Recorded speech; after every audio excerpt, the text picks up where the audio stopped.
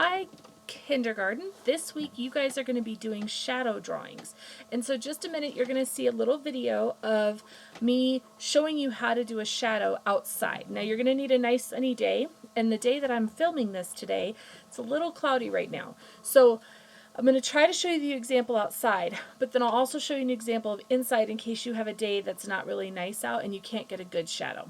So remember, shadows are cast because the sun is coming down and it's blocking the light from getting past the object. So if the sun's up here and it's hitting me, there's going to be a shadow of me on the ground or on the wall or on whatever's on the other side of me, because the sun can't pass through me because I'm solid.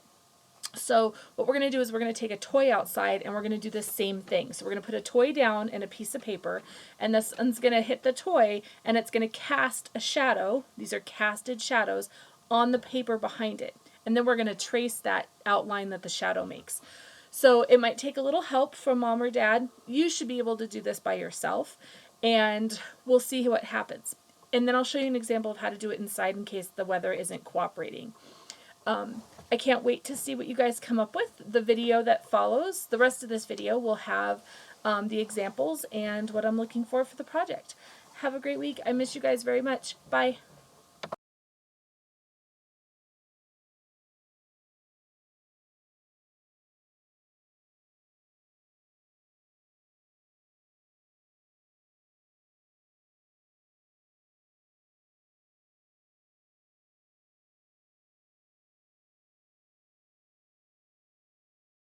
Okay, let's try this again, guys. This is like take 3 on my video. Okay, so we're doing casted shadows. So the whole point of a casted shadow is you have a light source coming in. So if you can see my hand, my pencil is actually pointing up towards my camera phone's flashlight. And it's coming down and it's hitting the object. Let's let it focus. It's hitting the object, and because the light can't pass through the object, it puts a shadow down here on the paper. So what we're going to do is we're actually going to trace this on the white paper. So you could put your animal, you know, wherever you wanted, in whatever direction you want. So I could do it like that. I get this great casted shadow. I could turn him.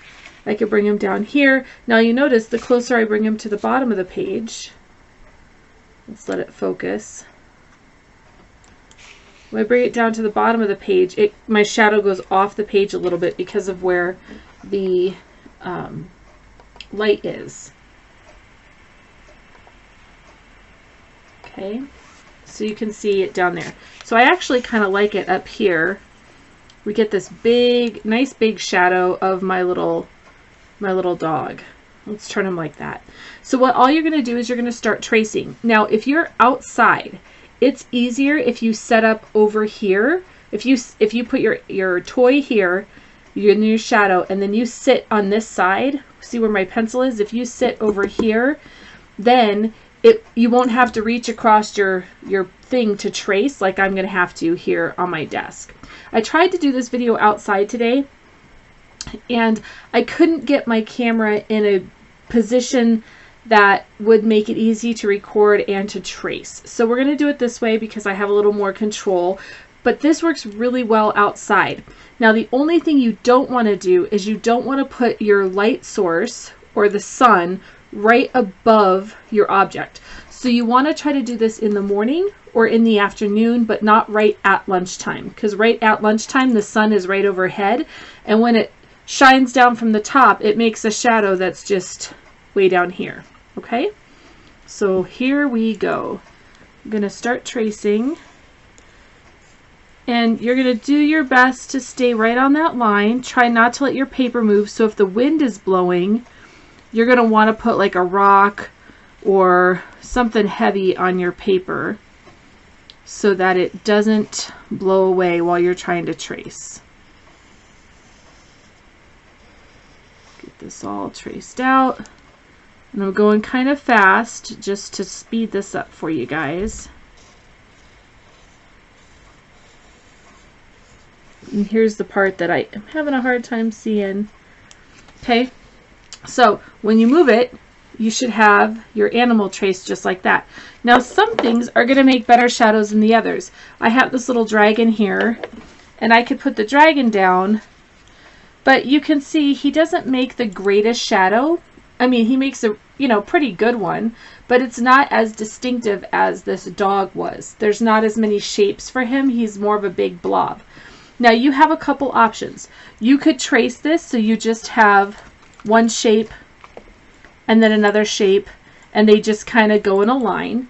Or you can trace these so that they overlap each other and look different ways. So if I trace this guy here,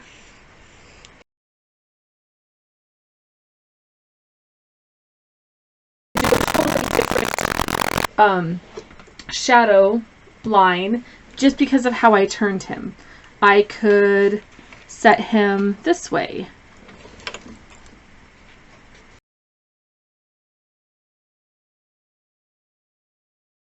Okay, and there's another shadow. So you can trace as many as you want, and these bottom spots down here, you could just put straight lines for where they end. Okay, trace as many shadows as you want. Like I said, they can overlap like these two where they touch, or they can be separate like these two where they don't touch. You could even turn your paper a different direction and have your creature or your character be on it a totally different way, and you could trace it again. And then there's different ways you can color this. If you wanted to, you could just color each shadow a solid color and have one be purple and one be yellow and one be blue and one be green. That would be fine. Or you can do what I'm going to show you, which is changing up your colors if they touch. So right now, I'm going to grab my crayons. I'm just going to put a few crayons out. Okay, and then anytime that the shadows overlap, I'm going to change the color. So I might do like blue right here. So you saw how I kind of outlined it first with my color, and then I'm coloring it in. And remember, Miss R colors fast so that you have more time to work. And then maybe this part over here is a different color. And maybe this part's the same color. Maybe make all the pieces in this little spot blue and green.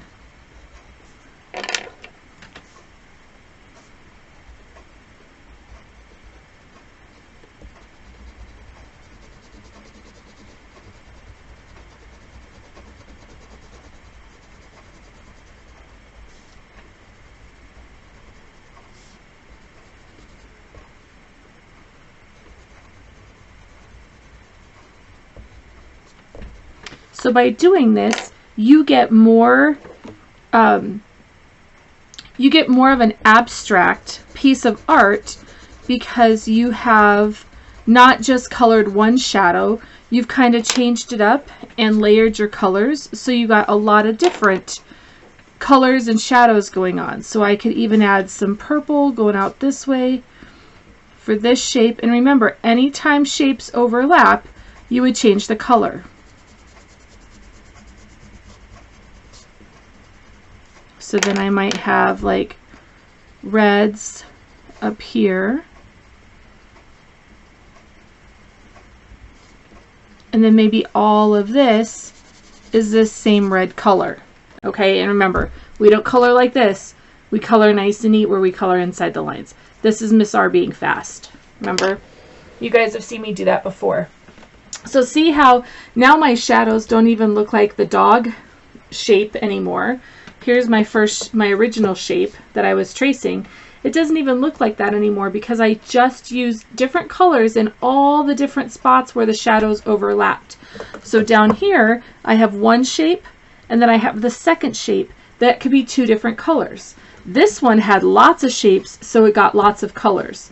But like the tops up here, this could be orange, this could be pink, this bottom part could be yellow, you know, or gray. I could make all of this gray down here.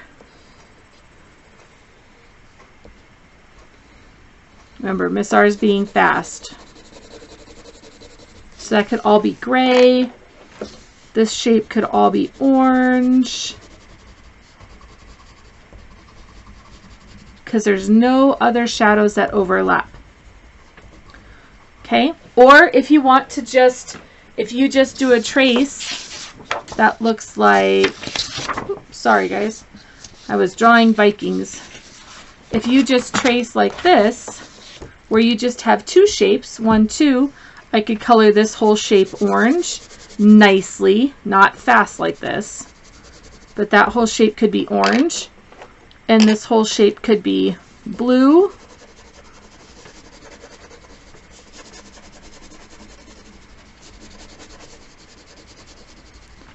and then you could be done if you wanted to. Or you could turn your paper around and trace a couple more times this way. And if you wanted to, you could always just trace in crayon. If you're just going to trace a single or, silhouette at a time and they're not going to overlap, you could just trace in your crayon.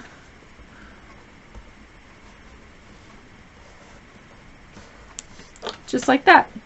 Okay, so we're tracing silhouettes. We have to have our light source. My crayon is pointing up towards my camera phone that has the light on it. And then you're getting a casted shadow, just like that crayon. You're getting a casted shadow on your paper. And that's what you're tracing. Now, you could even do this with plants that are outside.